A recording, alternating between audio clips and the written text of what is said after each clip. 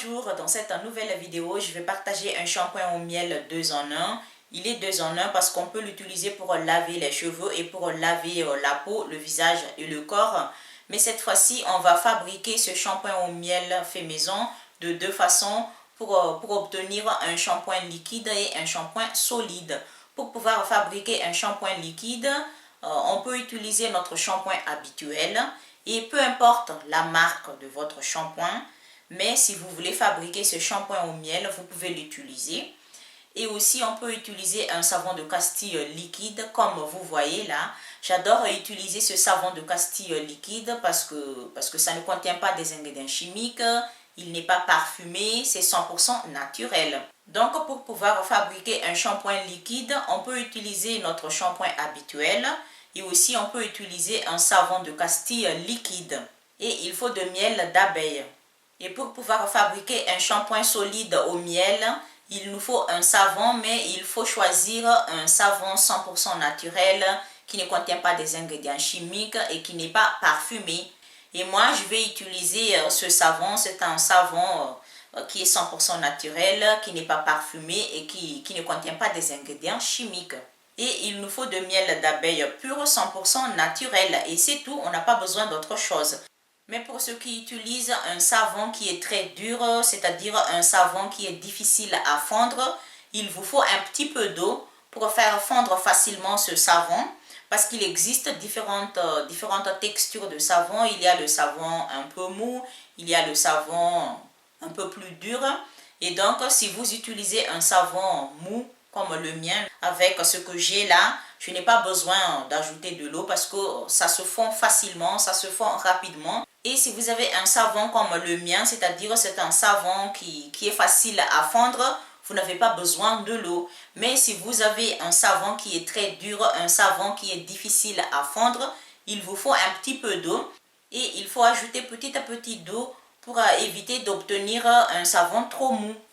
Et pour la quantité, pour 100% de savon liquide ou savon solide, il faut 50% de miel. C'est-à-dire, si on utilise une cuillère, ça c'est un exemple très facile à comprendre. Si on utilise une cuillère pour mesurer la quantité de savon et de miel, par exemple, si j'utilise une cuillère à soupe pour mesurer la quantité de ces ingrédients, c'est-à-dire le shampoing, le savon et le miel, si je vais utiliser 8 cuillères à soupe de shampoing ou de savon, donc il me faut la moitié de cette quantité, c'est-à-dire 4 cuillères à soupe de miel d'abeille bio 100% naturel.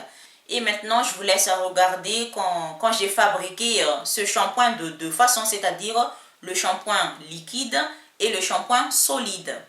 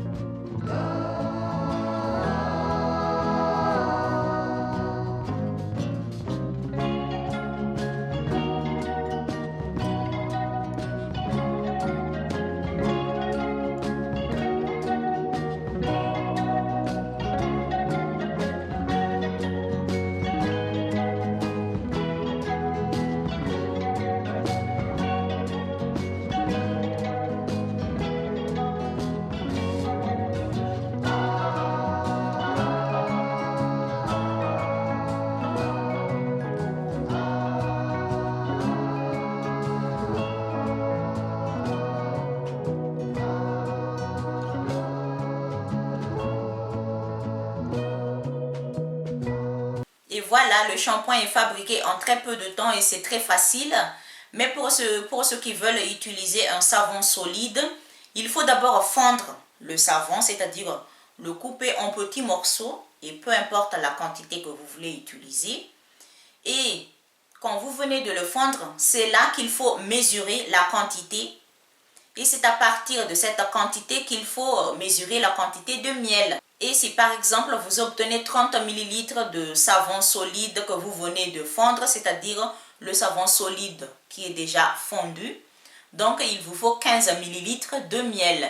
Et si vous utilisez une cuillère à soupe, si par exemple vous obtenez 10 cuillères à soupe de savon solide fondu, donc il vous faut 5 cuillères à soupe de miel. Et il ne faut pas oublier de nettoyer bien et de désinfecter bien tous les matériels qu'on veut utiliser pour fabriquer ce shampoing. Maintenant, je vous laisse regarder quand j'ai lavé mes cheveux, mon visage et mon corps avec ces deux shampoings au miel fait maison. Et j'ai fait exprès de faire une petite démonstration pour vous donner une idée de ce que ça donne.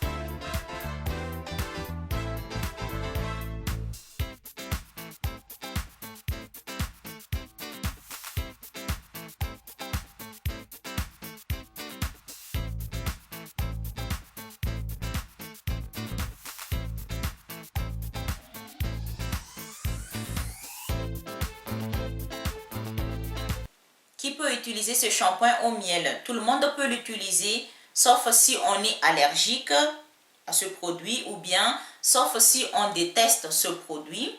Et comme j'ai déjà expliqué dans ma dernière vidéo tous les bienfaits de miel sur les cheveux, donc c'est à vous de voir si vous voulez utiliser ce shampoing au miel fait maison.